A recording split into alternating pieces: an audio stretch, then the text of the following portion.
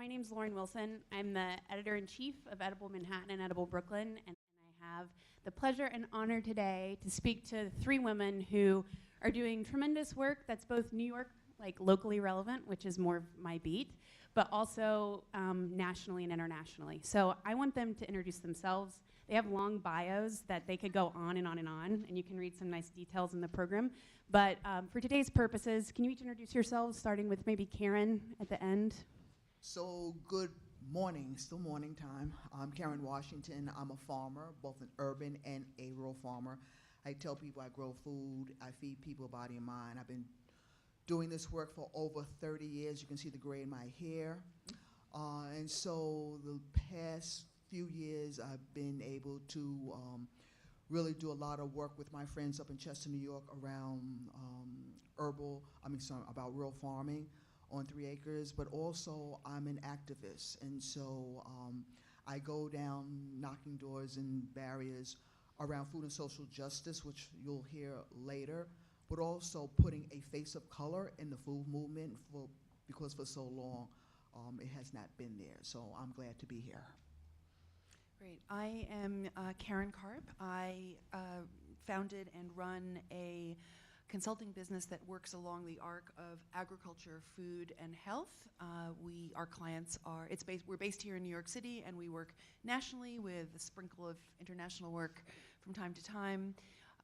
We do this, the areas that we focus on are regional food economies, local food, healthy food access, sustainability, whatever that means, to whomever it means something to, and organizational effectiveness and human capital, which is a very kind of unusual piece of what comprises a food consulting business these days. Our clients are government agencies, nonprofit organizations, educational institutions, and corporations. And my and our point of view at KKMP, it's not our only point of view, but I'm just going to mention it because I think I might be the only one presenting on this point of view, is that the role of business in transitioning our agriculture, food, and health systems is very powerful and has a lot of potential. And we don't start from a place of condemning the system that exists, but embracing the system that exists and working to align interests for creating positive change. Good morning, everyone. I'm Nierenberg. I'm the president of an organization called Food Tank, and our mission is to really highlight stories of hope and success in the food system and share them with people around the globe. So we work with a variety of partners, including some businesses, but also advocates around the world, nonprofit agencies, research institutions, et cetera. My job is really to be a convener and a storyteller and to bring different perspectives together and, again, get them to a wider audience. Food Tank does a number of different things. We have a website, a podcast, but we also produce books and research reports. And we try to really keep our pulse on some of the trends in food and agriculture, including food waste and women and youth in agriculture, and many other issues around agroecology and what it means to have a sustainable food system, not just in terms of environmental sustainability, but also social and economic sustainability. So I'm really pleased to be here with these amazing women. I think it'll be a really rich discussion. And you also have a summit coming up.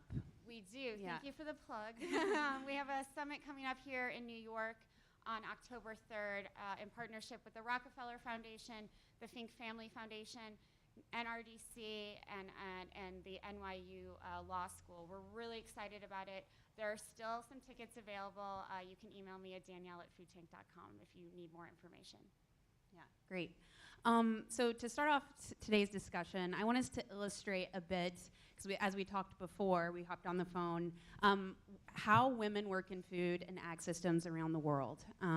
And then I kind of want to shift that to talking about, since men generally systematically hold power throughout food and ag systems, what would it look like if that power shifted to women? Danny, do you want to kick us off here? Sure. So I think many of us, when we think of women, or when we think of agriculture, we tend to think of men. So we think of farmers as men, we think of funders and consultants as men, we think of advocates in the food system as men. And in reality, women are really sort of leading the food system in many ways.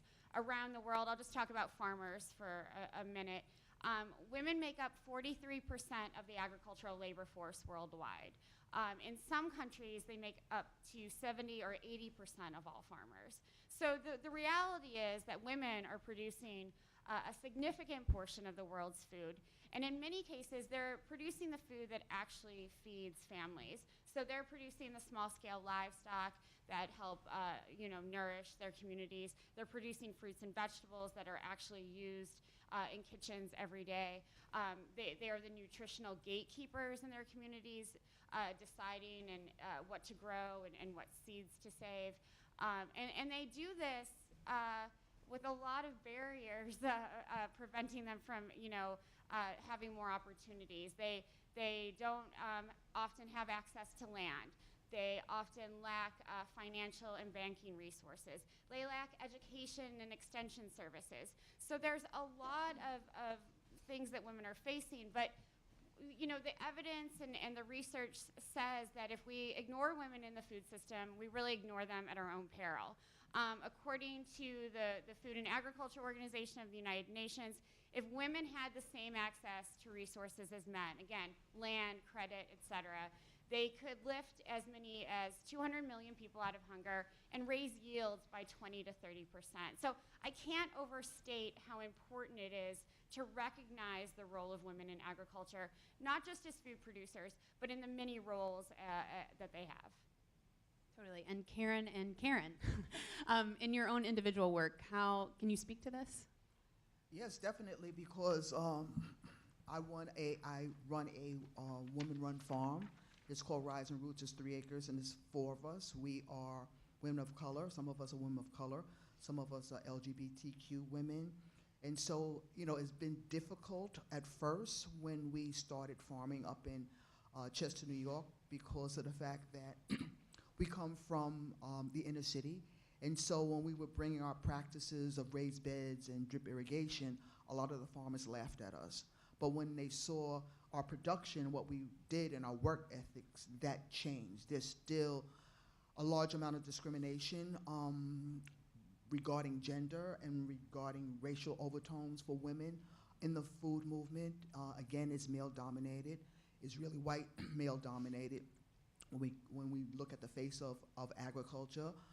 But yet, like Danny said, it's women who are doing most of the work when it comes to agriculture and need to be recognized. I think what you're starting to see now in this movement is that women are becoming to be more outspoken in terms of I wouldn't say equality, but equity. I think we use that word, equity, in the food system, and demanding to be paid and receive resources just like the male counterpart.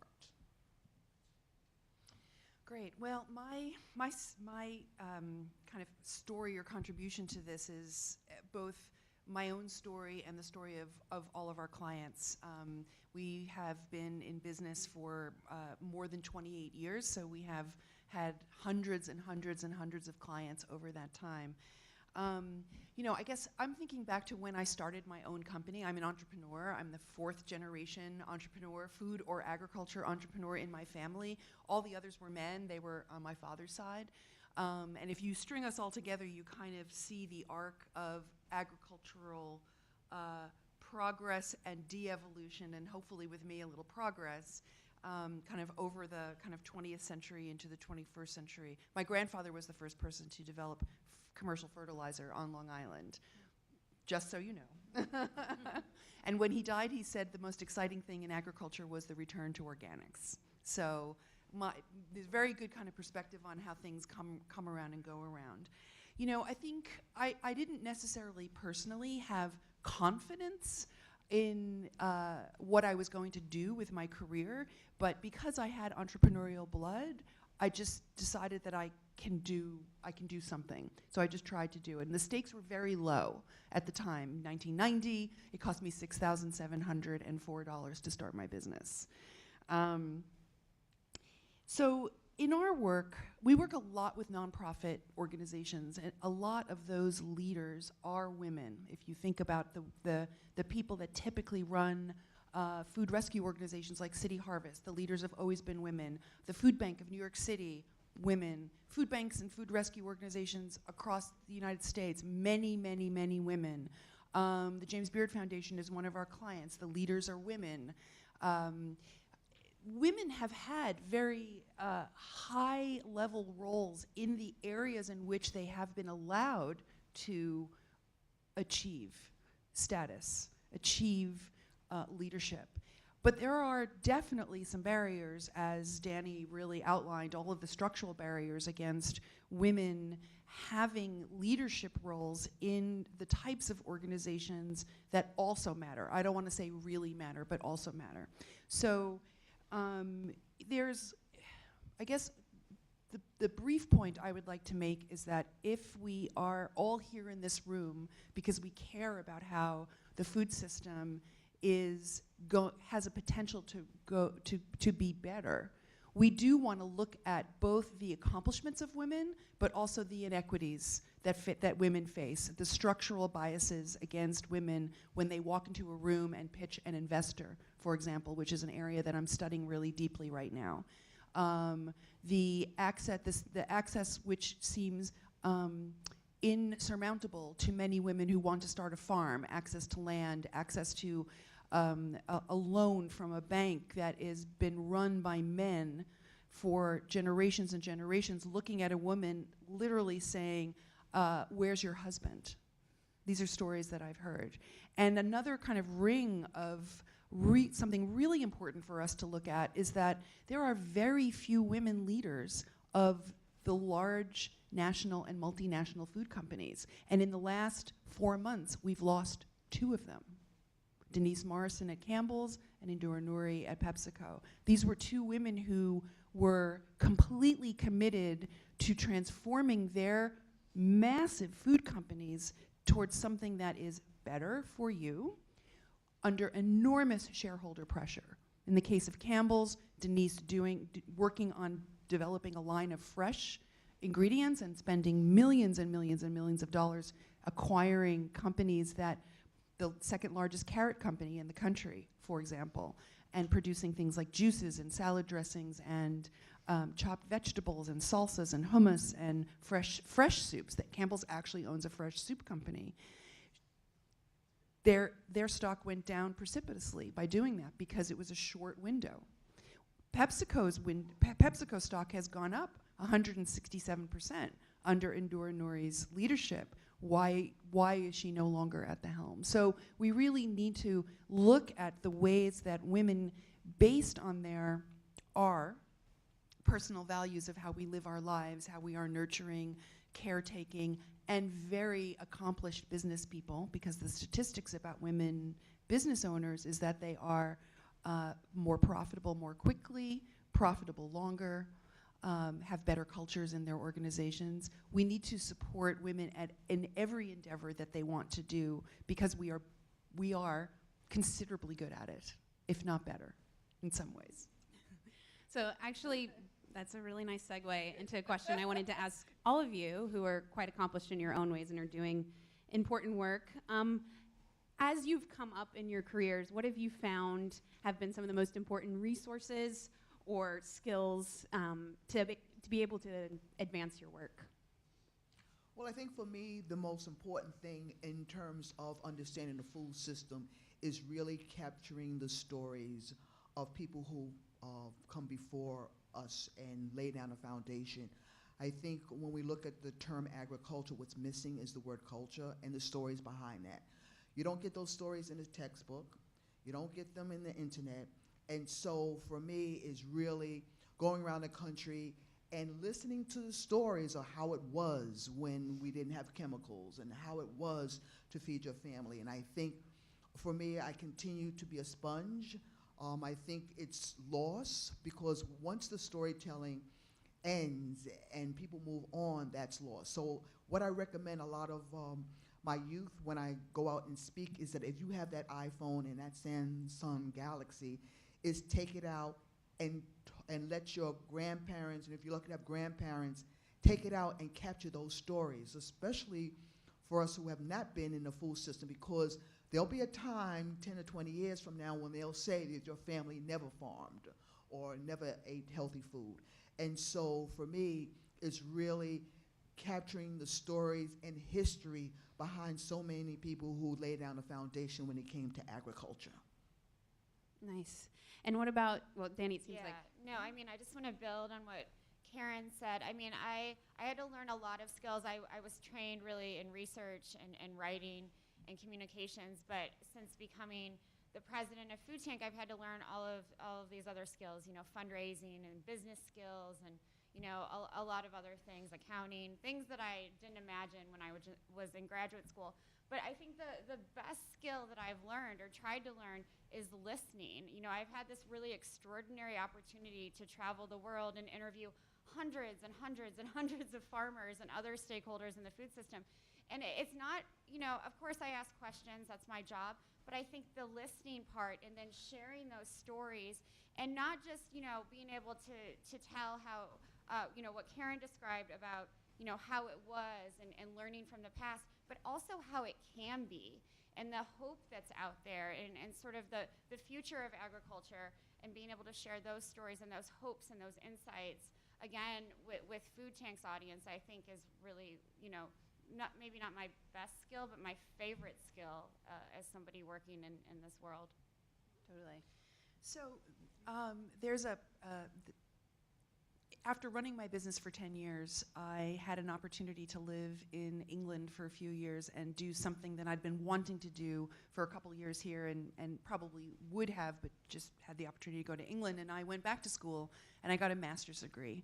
So after 10 years of working in the food sector in New York City, mostly at that time with a number of nonprofit organizations, but mostly with chefs and restaurateurs and specialty food producers. This was all before we really shifted our emphasis on regional food economies, healthy food access, et cetera. I became the only food person in a 13-person master's degree studying essentially sustainability. It was called Responsibility and Business Practice, taught out of a business school at the University of Bath in England. And what that taught me was that food matters a lot to everybody and not just to food people. And I really looked at the work that I did there and looked at how food can create a positive impact within communities that are not food communities. So that's when I started doing work for housing trusts, for corporations developing company dining plans, things like that. But I also came back with a real understanding of the ecological issues in agriculture and food. And when I came back to New York, which was right before 9/11, like a few weeks before 9/11, I just sort of declared that agriculture was going to be part of my business, and it really happened. But the other thing that I think is the skill that carries us from one project to another is that we work really hard to identify a safe opening with our clients for them to experiment with innovating at whatever it is they want to change, either within their organization or in the food marketplace. And we have a 100% unconditional support. We support our clients unconditionally to get there, which means that we latch onto them and we want them to latch onto us for us to be the safe space for them to try what they haven't tried before. Sometimes it works, sometimes it doesn't work, but to be there in that way for them. That said, a cardinal rule we have in our organization is that we can't love it more than our clients do. So the minute that so it's a very fine line between supporting somebody unconditionally and not ending up wanting it more than they do, because the minute that we cross that line, the project will likely fail.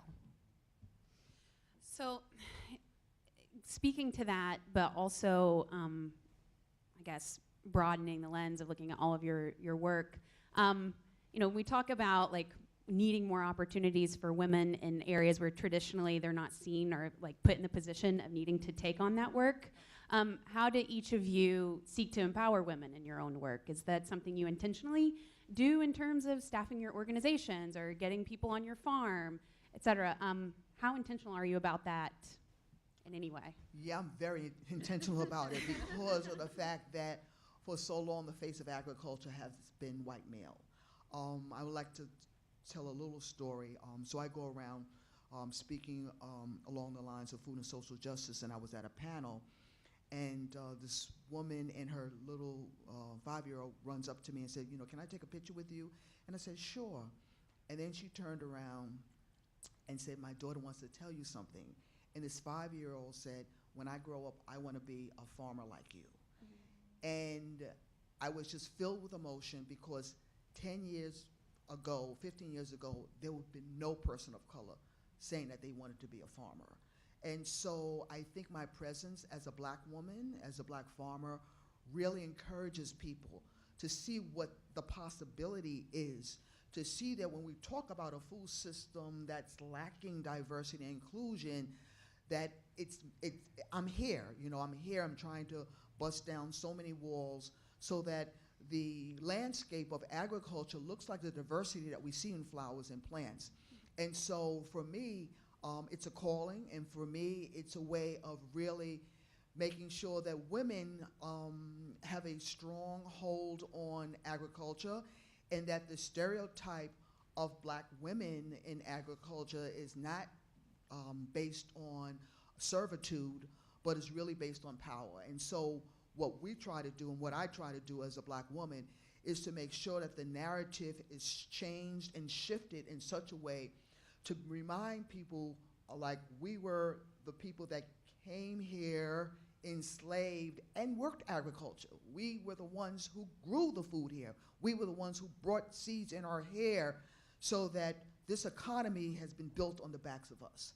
And so me being here and me being able to convey that message to a lot of brown men and women is something that I'm proud of. And also, I was listening to the podcast episode you did with Danny recently, and you were talking about a conference you organized. I think it's in Durham. It's Bugs, Black Urban Growers. Yes, so that's coming up. It's our 10th year, and it really was started because the question that I asked someone in the food system, because I would go around conferences and workshops, and I would never see people who looked like me. But they would talk about me, but they never looked like me. And so when I put it out there that, I think we should have a conference for African American and people of color, I was laughed at. I was told that they only want to play basketball and music. So when people tell you that, you know that you have hit a nerve. And whenever people have told me what I can't do, I know it gives me power because I know I can do it.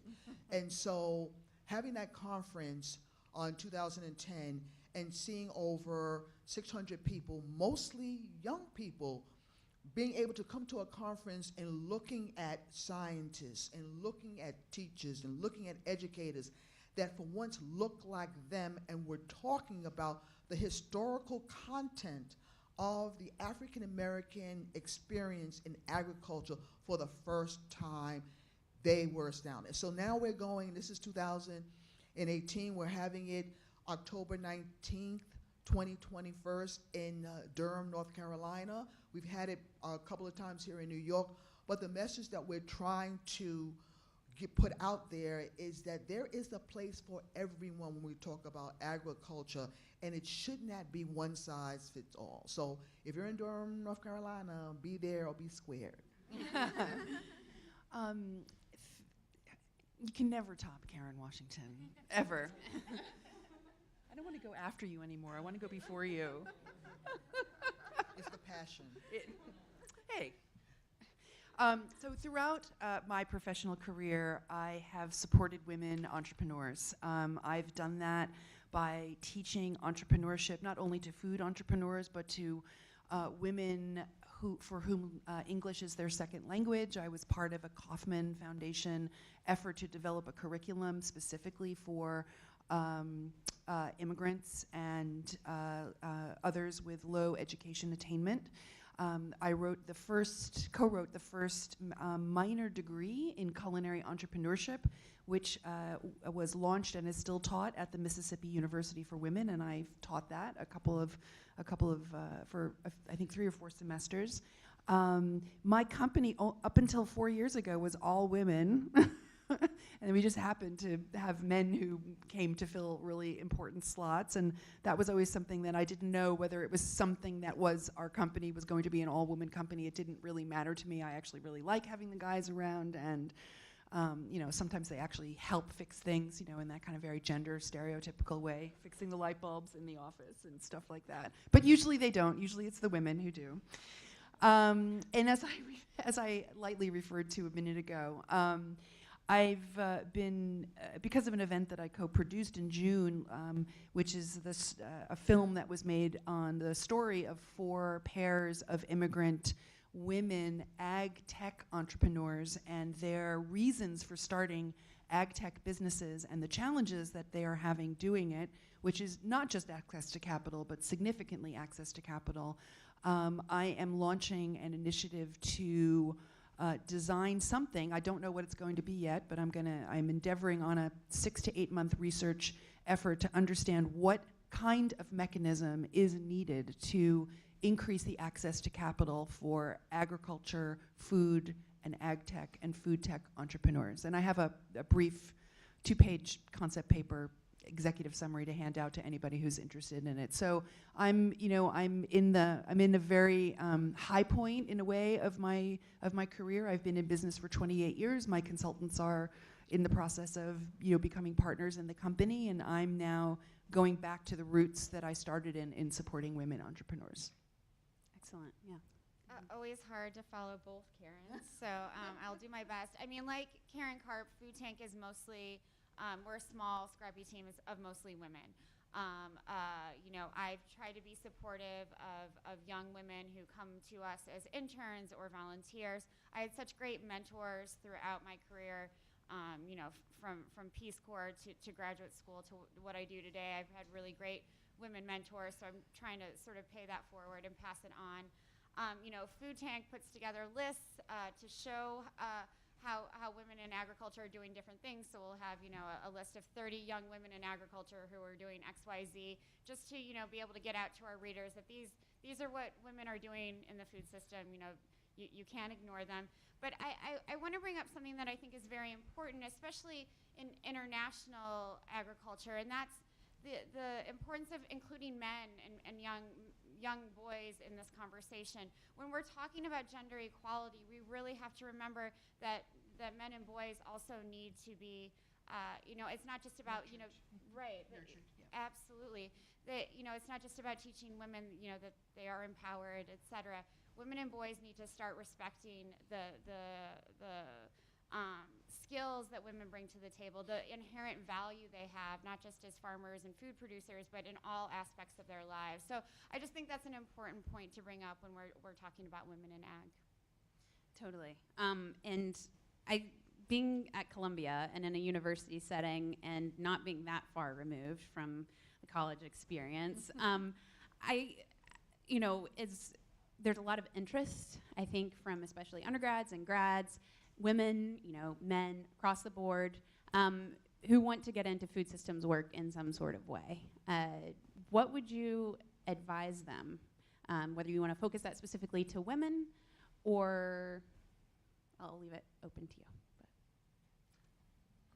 I think now is the time. There's so much interest in the food system, and there's so much urgency. So again, whether you're a young farmer or a funder or an entrepreneur, there are all of these opportunities right now in terms of what you can do. And I think, food encompasses so many aspects of all of our lives. It's the most basic thing that we all do every day. So I think the opportunities are out there. You just have to sort of find where your niche is and what your interests are, and then pursue them.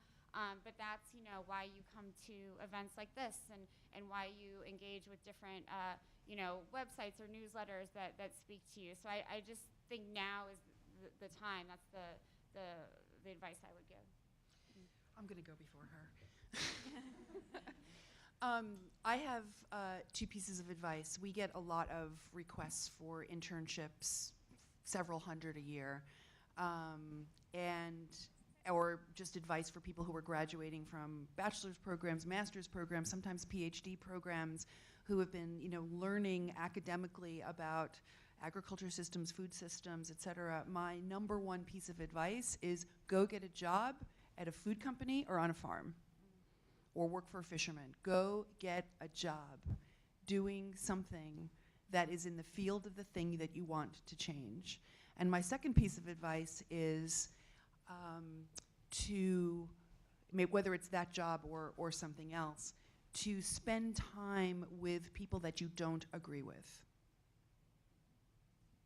Because the only way, I believe, to change the food system is for people who are on different sides, or even not on different sides, but have different angles or perspectives on an issue, get in a room and talk with each other. So, a group of my friends and colleagues 8 years ago started the New York School of Urban Agriculture, which is called Farm School.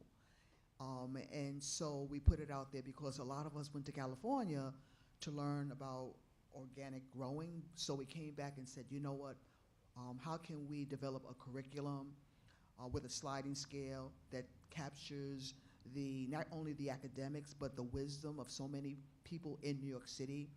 And so the New York School of Urban Agriculture, Farm School, is rooted in agriculture, but what flows through the curriculum is food and social justice. And another recommendation, as a matter of fact, they're taking applications, I think next week may be the last, but anyway, look it up. And don't they offer like one-off classes too? Yes, so you can take individual classes as well, just to get your feet wet if this is something that you want to do. And the second thing that I would advise people is to dream big. If you have hopes and dreams, you've got to put it out there. You can't hold it in, because if you hold it in, no one's going to hear it.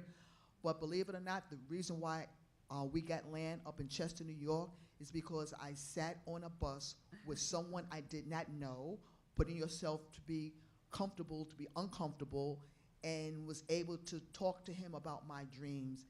He gave me a number, I dialed the number, and we're up in Chester with 3 acres of land. So dream big, put it out to the universe, because you don't know who you're sitting next to or who's going to hear it. And on that note, I want to transition to one more question. We've got about 10 minutes before we open it to the audience. But in general, where do you all see opportunities for progress in the food and ag system right now? If people are looking for a place to hop in, maybe they have it, like myself, interests in many different areas, whether that's related to food waste, whether that's related to social justice, whether that's related to environmental issues and agriculture. Where do you see a lot of progress and a lot of opportunity for people who might just want to jump right in? Come visit our farm. You can come visit our farm up in Chester, New York. We usually have community work days the last Saturday of the month.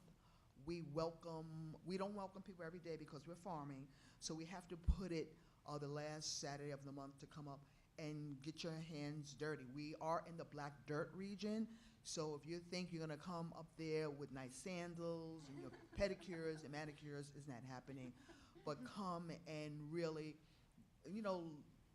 be excited about being in a place, a land that was not given to us. I think we're so caught up with ownership, and so when you come to Rise and Root, it's about the universe of land. We don't own the land was already there. What we do is we're stewards of the land, and I think that's important. And just come visit. I mean, there's kind of an endless array of employment and business opportunities in food these days. I mean, food, over the last 40 years, we've gone from a population and a culture that eats out maybe 10 or 20% of the time to 40 to 60% of the time. People eat in schools, they eat in universities, they eat in their corporations. There's the transition in institutional food, whether it be a hospital, a school, excuse me, a corporation, is really a very exciting place to be right now if you want to have a reliable job, sometimes union job, and shift food working in an institutional setting where there is food change happening. New York City Schools, by the way, is one of those organizations. That's where there's an incredible amount of opportunity. If you want to do something that is kind of just to understand something about ecosystems here in New York City, I mean, I think you should get on a bus and go up to Karen's farm. The Black Dirt region is so close to New York City, and some of the most beautiful agriculture land in the United States is right there, 60 miles away. But if you don't want to leave the city, check out the Billion Oyster Project. That's something that I recommend. I raise oysters non-commercially. I got involved in a community project out on Long Island where I live on the weekends, and there's, in New York City, they are planting oysters to clean up the Hudson River. You cannot eat these oysters. You may never be able to eat them in your lifetime, but they are doing an incredible job cleaning up the Hudson River and all of the New York estuaries. And just getting involved in that very simple level and understanding the simplicity of what an oyster is and what an oyster does will transform your understanding of the relationship between land and water, which is one of the most important relationships to understand when you want to impact the food system. Again, hard to follow my two favorite Karens, but I think there are two areas where I sort of see opportunity. One is, there's a lack of research on sort of the things that I care about: sustainable agriculture, agroecology, food loss and food waste.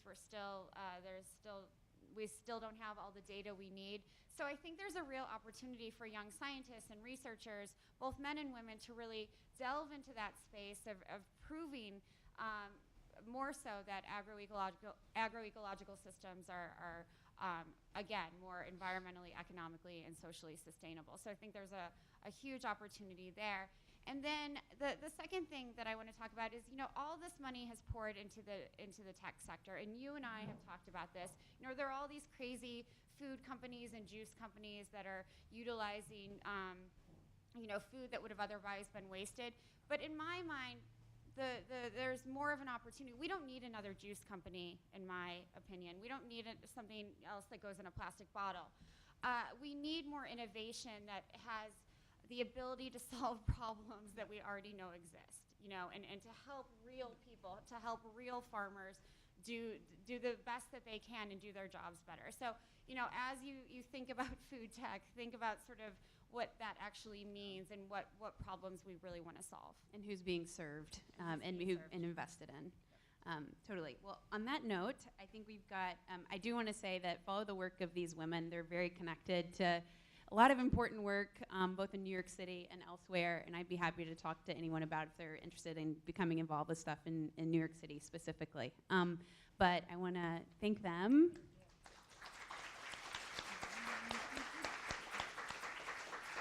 And then open it up for questions.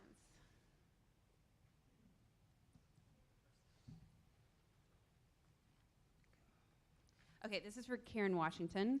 Has the rise of female chefs increased support of your farm? Oh, yeah, definitely. We have a motto that we traded our Metro cards in for tractors. And so we had a ton of support when, again, we did a lot of work around community gardens and urban farmings in New York, so that when we made that transition to farm up in Chester, New York, we brought our community with us. So our community feels that they're part of Rise and Root, and I think that's very important. So a lot of support. Does anybody else want to speak to that? Danny, Karen?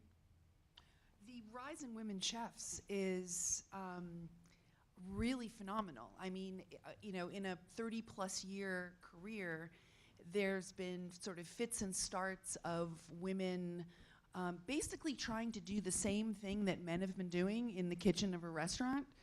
And technically the job is the same. If you're a chef in a restaurant, you have to manage people, you have to order food, you have to be creative in how you design your menu, you have to serve food in such a way that people enjoy it and you can make money. All those things are the same for men and women, but the rise in the sort of political voices of women now has never been higher than what it is in and of the kitchen. So it's a very, if you are interested in culinary arts and feminism, it is a great time to just dive into the pulse of what's happening with women in restaurants across the country. Whether they are executive chefs or others, they have a lot more, excuse me, a lot more say and a lot more voice than they have had in my lifetime. I would agree that women chefs and women food entrepreneurs have a lot more voice. What I think is interesting, it's not until recently that women chefs have gotten the attention that they deserve. And part of that is because of Me Too, but a lot of it is because, male chefs have been very sort of arrogant and forceful and not been lifting women up as much as they could have. So I think it's ironic that the sexual abuse that's been going on at restaurants for many years is finally getting attention at the same time that we're recognizing the important contributions of women chefs. So it's ironic to me and just something I wanted to bring up a little bit. Totally. We have a lot of questions here. It's so hard to choose, so I apologize if I don't get to your question. But I think this is important for us to talk about. Can women in agriculture shift the paradigm, or is the paradigm existing within a male system? Does change for women in agriculture need to come from change from women in politics? I think the question is at the end. I mean, I think it needs to come from all levels. We need more enlightened policymakers who are both male and female, who can, encourage to grow a food system that not only focuses on yields and calories, but also focuses on nourishing people. So I think we do need politicians and others who believe in a more nourishing food system, but they need to be educated by advocates and farmers and others who are working in this space. And we also, here in New York City, we have Barbara Turk, who runs the food policy division for New York City. It's good to place women in politics as long as they have power and it's not window dressing. Because sometimes it's window dressing, they're there, but they don't have the teeth and the power to move policy. So I'm just mindful of that when women are given the opportunity to be placed in political positions, how much power they really, truly have. Right. I mean, we need more women as political leaders, period. So whether there's a correlation between how that will shift agriculture and food, it remains to be seen. We just need to get more women in those powers, in those positions where they do have real power and influence. And I do think that progress will flow from that for food and agriculture.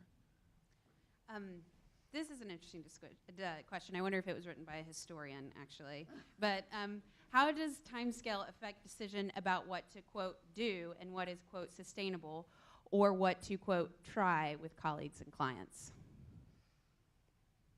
I guess I'm looking at you, Karen, because this feels very directed. How does time scale? Yeah, how does time scale? So I guess like What is what time your scale? who asked this question? Somebody want to clarify? Yeah. Yeah, I was asking specifically about long-term impact and short-term gains, and you were talking, it was Oh. actually directed something you said about Yes. clients come with ideas and wanting to be a safe space where they try new things. Right. Do you put that through a filter of, okay, this might help in the next 5 to 10 year plan versus long-term impact, when we were talking about food systems? Got it. Got it. Okay. So we absolutely always ask our clients when they come to us with an idea about the time frame for what they want to achieve, and we weigh in on what we think is achievable in a short, medium, or long time frame. I will say something very gendered in the following.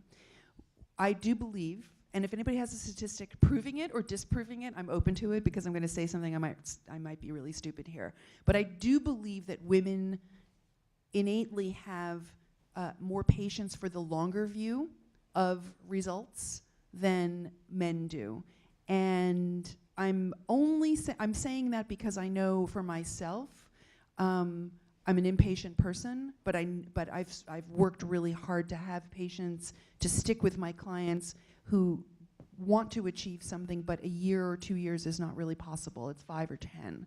And I think that among the many structural systems that are out there, the quarterly investment returns is the most damaging for the ability to create, explore, innovate solutions or ideas that might that likely will, if they're really, if they are really innovative. For example, Campbell's Soup buying fresh food companies and putting fresh soup on the supermarket shelves. It's going to take more than 3 years for that to return. It's probably going to take 15 to 20 years.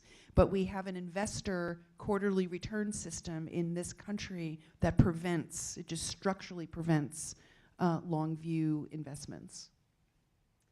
So unfortunately, we're going to have to wrap up. So if you have a question that didn't get addressed, I encourage you to follow up with these women. They're all very generous. But thank you all for your time, and thank you all again.